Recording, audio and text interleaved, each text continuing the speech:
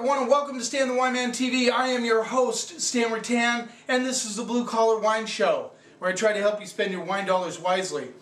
And with summer coming up, I know a lot of you guys are going to be grilling outside, barbecuing, all kinds of things, and I was thinking about wines that would be great with that. And one of the things that come to mind, and I realized this, I just kind of had an epiphany. I never really thought about it before, but lately I've really been gravitating towards Tempranillo. In fact, my pick of the month for May was Tempranillo. I've had Rioja as my pick of the month. I've had actually a couple of Tempranillo based wines. In fact, a customer even told me, Stan, I think you really like Tempranillo. And I don't know why, you know, our palates change, we start craving different things, and lately Tempranillo has been one of those wines that I have been craving. And the cool thing about it, especially from Spain, is that they come in, most of them roll in at under 20 bucks, which makes them a very nice wine to, grilling hamburgers, hot dogs, steaks, barbecue chicken. The thing about Tempranillo that's so cool is it has very good complexity, but it's not super heavy. It's not heavy like a Cab.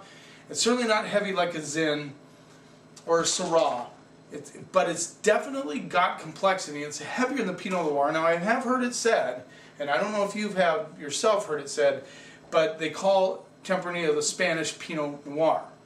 Now, I don't know about that because I think there's a lot of obviously different characteristics. But the point of that is that it has a little bit more finesse than some of the bigger reds that we might drink with barbecue or grilling.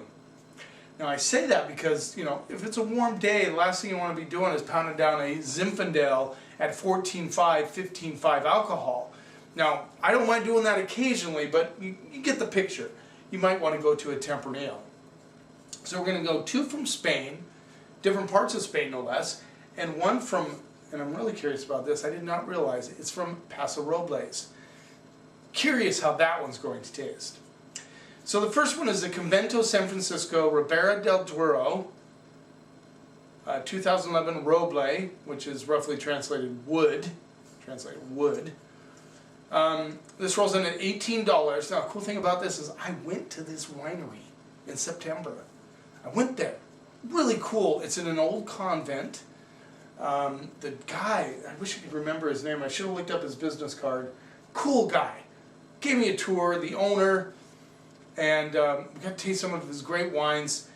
And now I've been giving a sample of the Convento San Francisco. And like I said, very cool guy, he was a very good host. And, it was just a really nice, the old walkways where the nuns went down, now are barrel rooms. Really cool, little small winery in a cool little town in Ribera del Duero. $18 for this little Tempranillo. All right, let's give it a little rinse.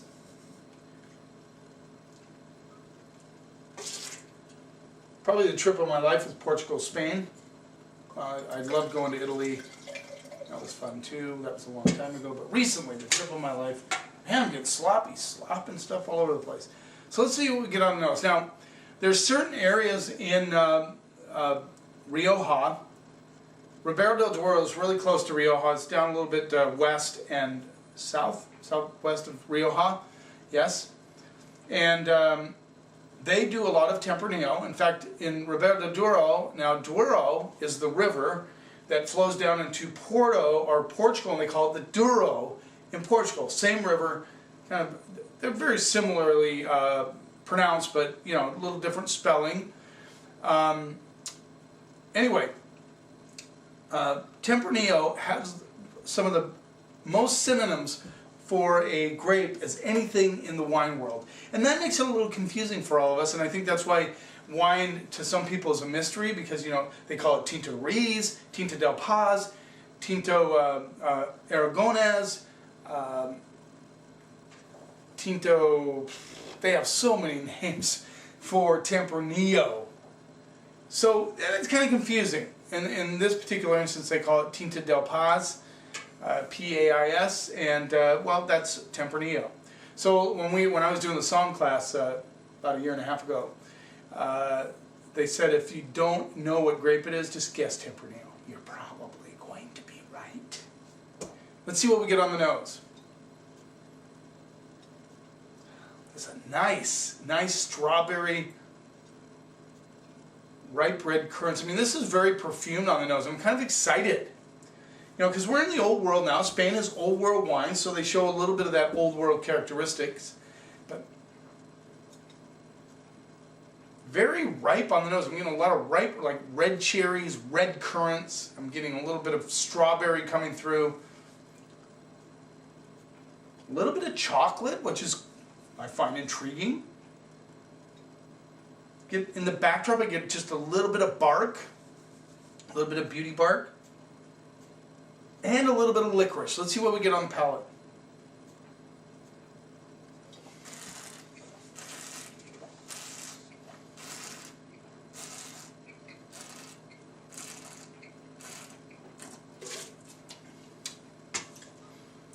So, like you're talking about, the nose had a lot of fruit. Well, then it shifts gears on the palate. Very fresh. Very nice acidity on this wine, which makes it really good for food. But it's light. It's not a heavy wine by any stretch. Nice red currants, red cherries, with a little bit of the cherry pit action going on. A little bit of red flowers coming through.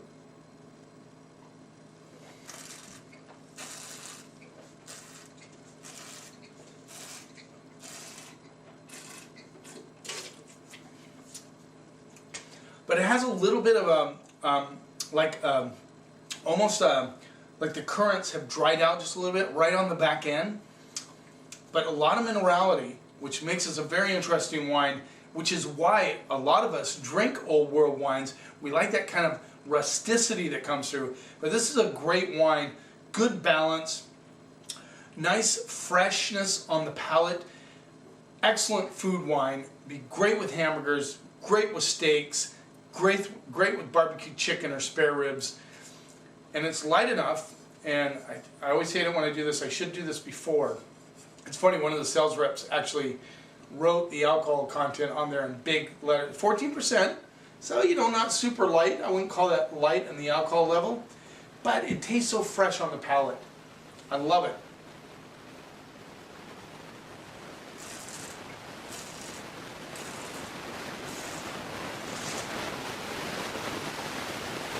Nice thing about this wine is good crossover wine. I think a lot of you that drink New World wines will like this.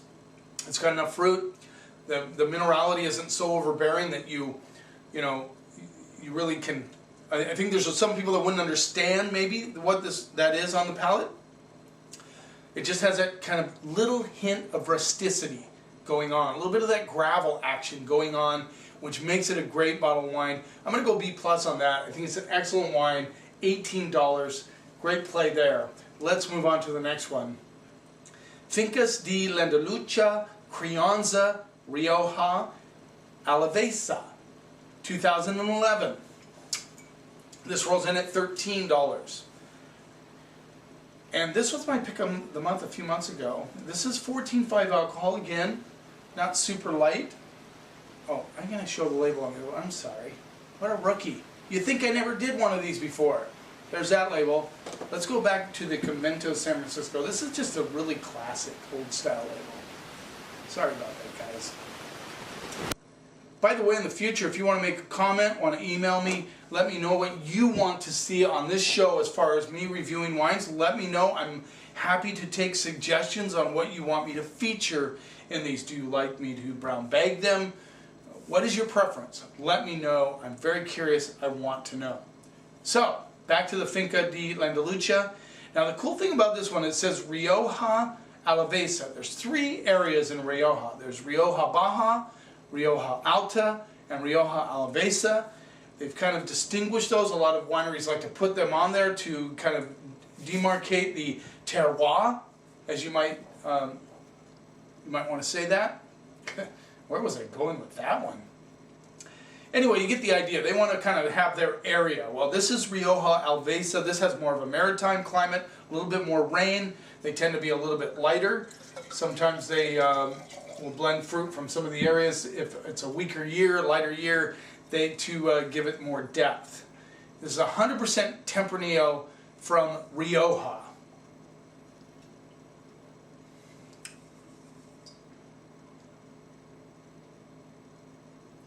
This is much deeper on the nose. I get darker fruits on this one by far.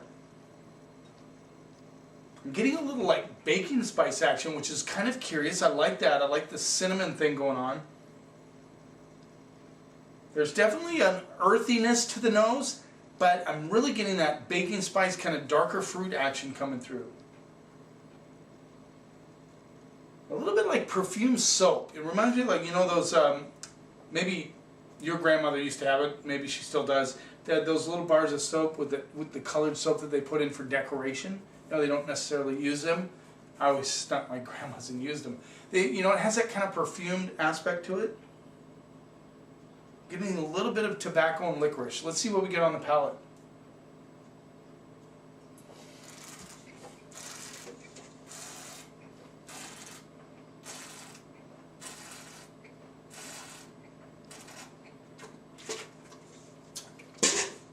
Once again, very fresh, good acid. Really making it a good food wine, and that's really what we're talking about here when you're grilling or having hamburgers or whatever you're having out in the backyard on a warm summer day. This has that nice freshness. I'm getting more of a kind of a red and black currant thing going on.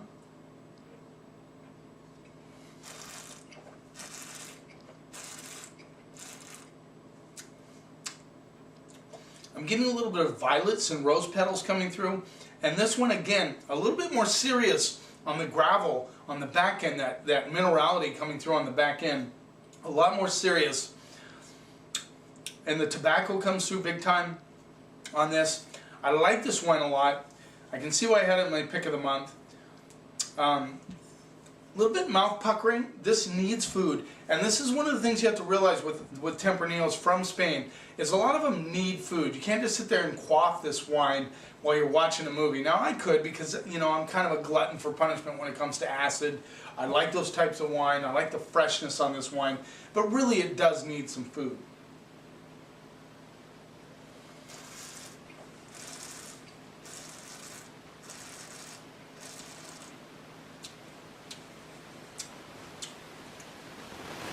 I mentioned this was a Crianza, and I just wanted to, since this is, you know, an educational program, there's kind of like 4 levels in Rioja. They have, in other areas in Spain, they have Joven, which means brand new, fresh out of the bucket. You know, this is a pressed, bottled, and sent out. Then they have Crianza, 1 year in barrel, 1 year in bottle. That's a minimum, and then it's shipped out. Then they have Reserva, which is 1 year in barrel, 2 years in bottle, and that's again a minimum, and then it's shipped out or released. And then there is Gran Reserva, which is 2 years in barrel, 3 years in bottle before it's released. So they have those levels. So Crianza is sort of the base level, just a notch or 2 above Joven, which is no wood at all. If anything, just neutral wood, neutral containers. A lot of times they use cement casks.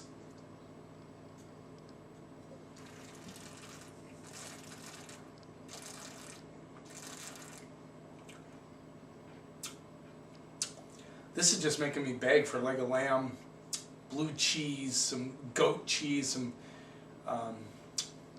yeah. It's just me. I'm going to go B+ on that one too, $13. Good value. Now, we're moving to this Tempranillo from Paso Robles. This is Force of Nature Tempranillo, and it rolls in at $20. Really cool label. I mean, this was sitting on my bar, and this is the thing sometimes, you know, when you're a wine guy, you're looking at stuff and you're thinking, that looks just like a Jorge Ordóñez label or a Spanish label. I was just blown away this morning when I saw it was from Paso Robles, which is kind of cool because I'm kind of interested in comparing it to the Tempranillos from Spain. Now, Washington State does some pretty amazing Tempranillos. They're getting to get more and more of them. Okay, Force of Nature Tempranillo, $20. Let's see what we get on the nose.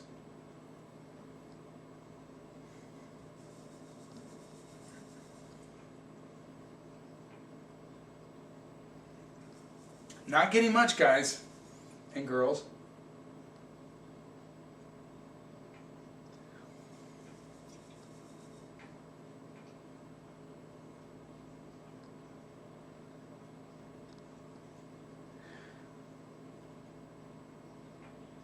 Getting a little Cinnabon action, like cinnamon and the dough of the cinnamon roll coming through.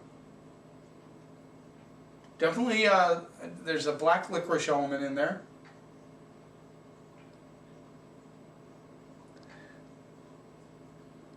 A little bit of violets coming through. It's not like they're popping out, but I can also tell that there's some real depth to this one underneath. It's just not popping out on the nose.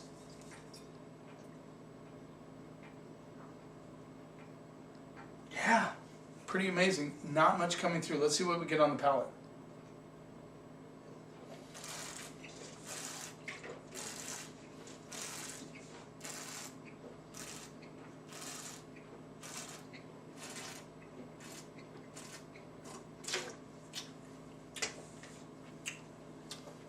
Wow.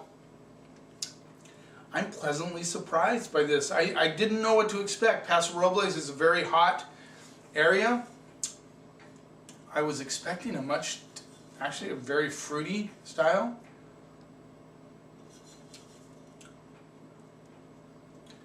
(2013). I don't know if I said that. Force of Nature, Tempranillo.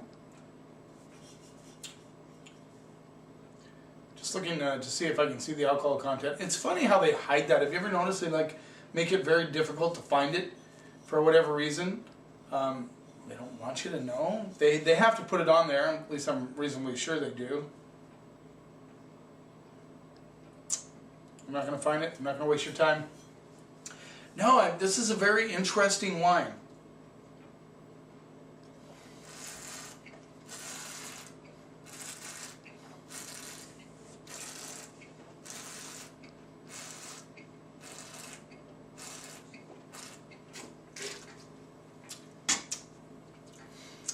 This is an earthy, mineral-driven wine, which totally shocks me, totally blows me out of the water. Very true to Tempranillo from Spain. Has some dark fruits coming through with a little good acidity underneath. A little bit of leather and tobacco.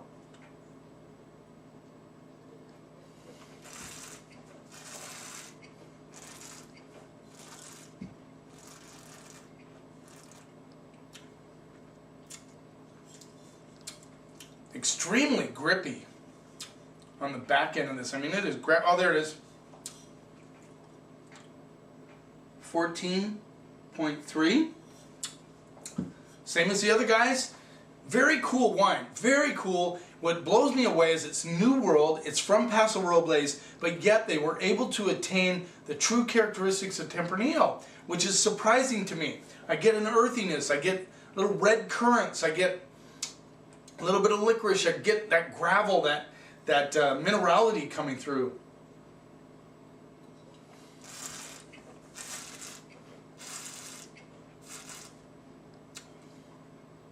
Woo! A little bit of alcohol on the backside of this one, but I'm telling you, this needs food. This is a food wine. I'm loving it. I love to see food wines. Now, we've lived in a period of time when a lot of people are into this solo wine thing, where you just, they buy a bottle of wine, they get together with a bunch of people, they pour it, they play, card games, whatever what's that one, Cards Against Humanity, whatever it is, they play those things, drink the wine, they don't want to have it with food, and it's kind of sad that, people have gone that direction. And it's nice to see a few wines now coming back, food friendly. And I know a few millennials out there that are thinking in terms of matching their wine with food, because really that's what it's all about. You go back in the day, that's what everybody did. Wine was just part of the meal. And in Europe it's that way many times, so it's nice to see that, and these are all food-friendly wines. This would be a great wine to have with barbecue, along with its siblings from Spain.